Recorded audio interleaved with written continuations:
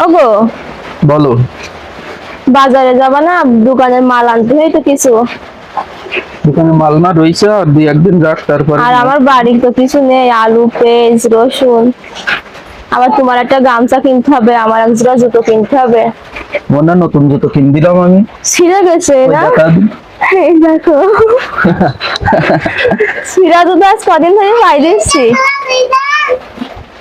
তা দুই একদিন যাক তারপরে তাই যাবানি। দোকানের টাকাও তো কম মনে হয় না। হ্যাঁ, কম আছে এখন, তো বেচা বিক্রি করে কম হচ্ছে এখন।